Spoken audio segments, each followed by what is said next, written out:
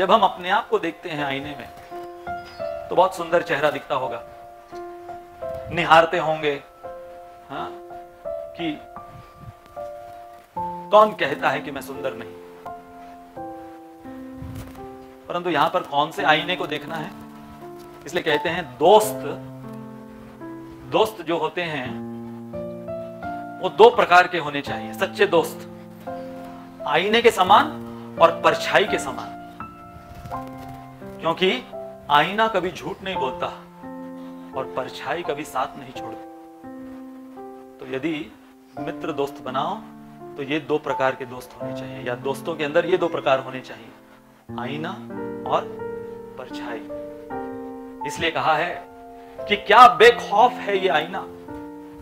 खौफ किसे कहते हैं? डर को। क्या बेखौफ है ये आईना कि चाहे इसे किसी लकड़ी के फ्रेम में जड़ दो या किसी हीरे मोती के फ्रेम में जड़ दो इस आईने को, ये बेखौफ कभी झूठ नहीं बोलता। ये किसी भी रिश्वत से पिघलता नहीं ये आईना, ये हर समय सच बोलता है। बचपन में एक हमारे स्कूल में एक स्टोरी के ऊपर हमने नाटक किया था, हमारे एनुअल फंक्शन, और उस नाटिका उसका टाइटल था आईने की सच्चाई। तो एक ऐसा गांव जहां पर पूरे गांव में ऐसी सुख शांति कि किसी घर में कभी कोई कलह नहीं, पड़ोसियों में कभी कोई कलह नहीं, ऐसा आदर्श गांव। और उस गांव में एक शहरी बाबू आता है और वो शहरी बाबू देखता है कि ऐसे कैसे हो सकता है, ऐसा गांव, ऐसा समुदाय तो मैंने आज दिन तक कभी सुना नहीं है। तो देखने मिल रहा है कि किसी घर में कोई कलह नहीं और कोई पड़ोसियों में, किसी दूसरे अन्य घरों में कोई कलह नहीं, तो कलह पैदा कैसे किया जाए। तो वो गांव इतना पिछड़ा हुआ, यदि हम कहें, कि उस गांव में कोई आईना नहीं था किसी के घर में। तो वो जाते जाते क्या करता है, जिस घर में वो मेहमान के रूप में था, उस घर के संदूक में आईना अपने बैग से निकालकर छोड़कर चला जाता। तो जो घर का मालिक है, कुछ दिन बाद वो जब संदूक खोलता है तो उसे क्या दिखता है, ये एक ऐसी वस्तु जो उसने जिंदगी में कभी देखी नहीं, क्योंकि ऐसे गांव में वो लोग रह रहे थे, उनको पता नहीं था आईना क्या होता है।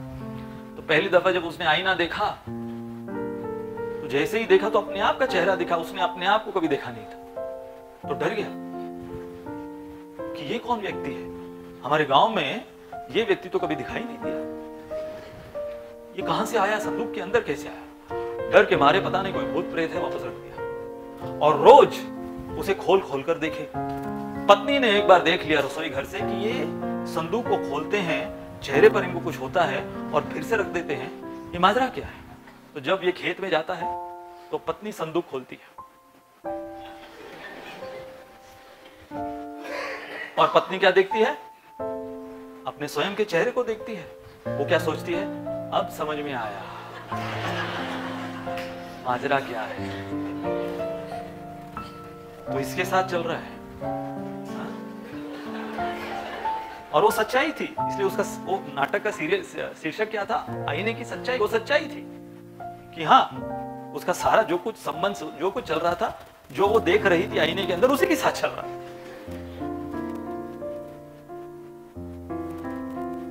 तो फिर वो उसको जब रखने गई तो उसका लोकेशन बदल गया।